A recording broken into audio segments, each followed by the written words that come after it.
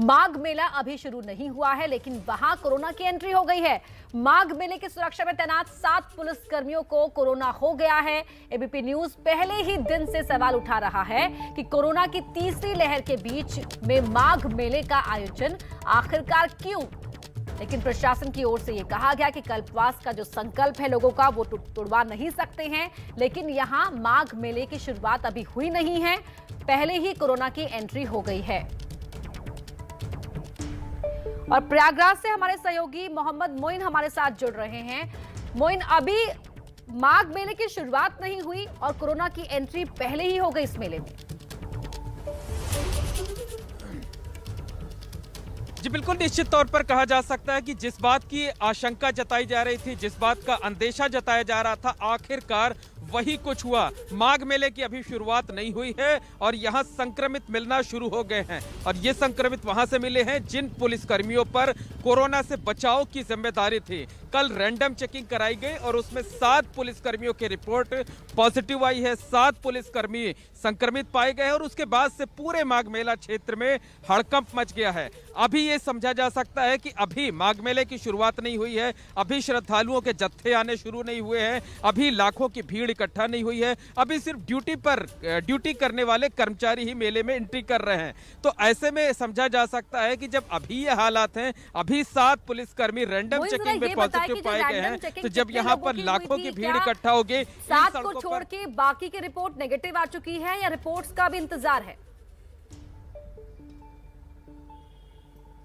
देखिए, अब तक माघ मेले में 1000 से ज्यादा पुलिसकर्मियों की रैंडम चेकिंग की गई है। इनमें से कई की रिपोर्ट पॉजिटिव आई है, जबकि अभी पूरी रिपोर्ट नहीं आई है। जो बाकी लोग बचे हुए हैं उनमें से तमाम लोगों की रिपोर्ट अभी वेटिंग में है। तो आज दिन में और रिपोर्ट आने की संभावना जताई जा रही है और समझा जा सकता है कि जब और रिपोर्टें आएंगी तो उसमें कई और संक्रमित सामने आ सकते हैं। तो माघ मेला किस तरीके से देश में कोरोना फैलाने का सबब बन सकता है, एक बड़ा माध्यम बन सकता है, इस बात को लेकर एबीपी न्यूज लगातार सवाल उठा रहा है। हम फिर साफ कर देना चाहते हैं कि हमारा मकसद किसी की आस्था को ठेस पहुंचाना कतई नहीं है। हम सिर्फ उस खतरे के प्रति लोगों को आगाह कर रहे हैं, जो बातें हमने पहले ही बताई थी, जो अंदेशा जताया गया था और जो बातें अब सामने आनी शुरू हो गई हैं। यानी माघ मेले की शुरुआत नहीं हुई है, लेकिन मेला क्षेत्र में संक्रमण ने दस्तक दे दी है। 7 पुलिसकर्मियों की रिपोर्ट पॉजिटिव आई है और समझा जा सकता है कि जब लाखों की भीड़ इकट्ठा होगी, लोग एक साथ खड़े होंगे, सोशल डिस्टेंसिंग की धज्जियां उड़ेंगी, तब हालात क्या होंगे इसका अंदाजा खुद ही लगाया जा सकता है।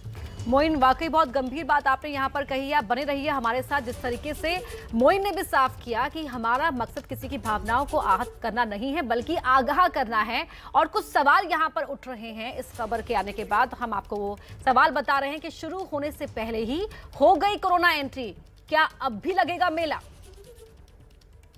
करोड़ों श्रद्धालुओं की भीड़ जुटेगी तो क्या कोरोना नहीं फैलेगा? ये सवाल उठ रहे हैं यहाँ पर। क्या रैलियों पर रोक जो लगाई गई, क्या उस रोक से ही रुक जाएगा कोरोना? क्योंकि यहाँ इस मेले में भी करोड़ों भक्त जुटेंगे। तीसरी लहर के बीच क्यों लग रहा है आस्था का ये मेला? क्या हरिद्वार कुंभ से फैले कोरोना से कोई सीख नहीं ली गई, कोई सबक नहीं लिया गया? दूसरी लहर में किस तरीके से मामलों में बेतहाशा इजाफा हुआ वो हम सब ने देखा। और अब क्या हरिद्वार कुंभ से फैले कोरोना से, क्या इस मेले से पहले कोई सबक या कोई सीख नहीं ली गई? ये अहम सवाल है जो यहां पर एबीपी न्यूज पूछ रहा है, सभी के जहन में उठ भी रहे हैं। क्या सिर्फ रैलियों पर रोक लगाने मात्र से ही क्या यहां पर कोरोना रुक जाएगा? और एक और बड़ी खबर आपको इस बीच बता रहे हैं। हरिद्वार में 14 जनवरी को होने वाले संक्रांति के स्नान पर रोक लगा दी गई है। कोरोना को देखते हुए यह फैसला लिया गया है। मकर संक्रांति का स्नान जो बहुत पुण्य भरा माना जाता है, लेकिन यहाँ बढ़ते कोरोना को देखते हुए ये फैसला लिया गया कि यहाँ पर स्नान नहीं कर पाएंगे श्रद्धालु। तो हरिद्वार में 14 जनवरी को होने वाले संक्रांति के स्नान को पर रोक लगा दी गई है। कोरोना के बढ़ते मामलों को देखते हुए फैसला लिया गया है। भारी भीड़ यहां पर जुटती थी स्नान के लिए, लेकिन अब इस स्नान पर रोक लगाने का यह फैसला सामने आया है। इस वक्त की बड़ी खबर आपको बता रहे हैं।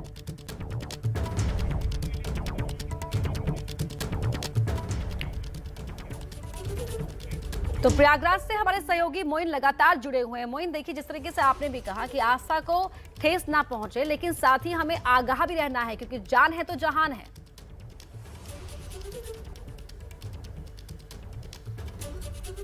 जी बिल्कुल, निश्चित तौर पर कहा जा सकता है। देखिए, सरकार की मजबूरी समझी जा सकती है कि चुनावी सीजन है, वो मेले पर रोक लगाकर वोट बैंक के प्रभावित होने का खतरा मोल नहीं ले सकती है। लेकिन इस मामले में जो साधु संत हैं, जो सन्यासी हैं, जिन महात्माओं के दर्शन करने के लिए श्रद्धालु कोने कोने से आते हैं, अब उनको इस बारे में पहल करनी होगी। उन्हें ये बताना होगा कि घर बैठ करके भी भगवान का जाप किया जा सकता है। एक और दुहाई ये दी जा रही है कि प्रयागराज में कल्पवास लगता है, कल्पवास 12 सालों तक लोग करते हैं, वो संकल्प खंडित ना होने पाए। तो निश्चित तौर पर जो एक मेल एरिया है, उस एरिया को पूरी तरह से कॉर्डन ऑफ किया जा सकता है, घेरेबंदी करके कल्पवासियों को एक जगह पर रखा जा सकता है, बाहरी लोगों की एंट्री पर पाबंदी लगाई जा सकती है। लेकिन जो लाखों की भीड़ है, जो सिर्फ एक डुबकी लगाने के लिए यहाँ पर आती है, उस भीड़ को तो जरूर रोका जा सकता है, उस भीड़ को इकट्ठा होने से बचाया जा सकता है, ताकि उनकी भी जिंदगी सुरक्षित रहे और तमाम दूसरे लोगों का जीवन भी सुरक्षित रहे। अब इन लाखों श्रद्धालुओं की सुरक्षा के लिए,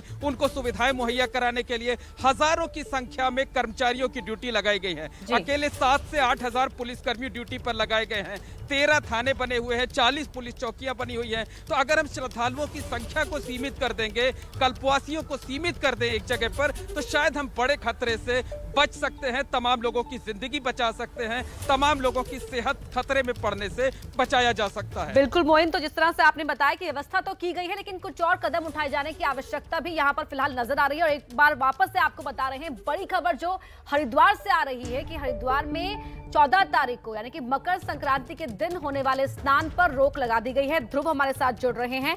ध्रुव, रोक लगाने का यह फैसला सराहनीय कहा जा सकता है, और क्या कहा गया है इस फैसले के बारे में बताते हुए?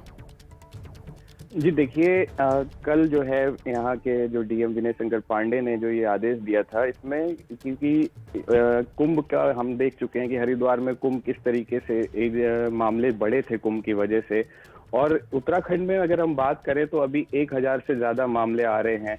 तो उसको देखते हुए कहीं ना कहीं इस पर जो है डीएम ने रोक लगाई है। जो भी श्रद्धालु बाहर से आएंगे और जो यहाँ स्थानीय रहेंगे, उन पर भी रोक लगाई गई है। अपर्णा, बिल्कुल, तो 14 जनवरी के होने वाले इस स्नान पर फिलहाल रोक लगा दी गई है मामलों को देखते हुए।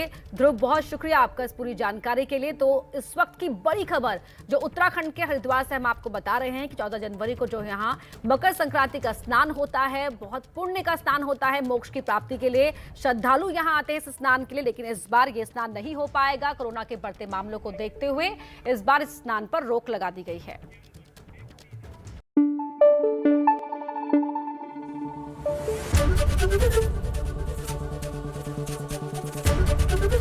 एबीपी न्यूज आपको रखे आगे।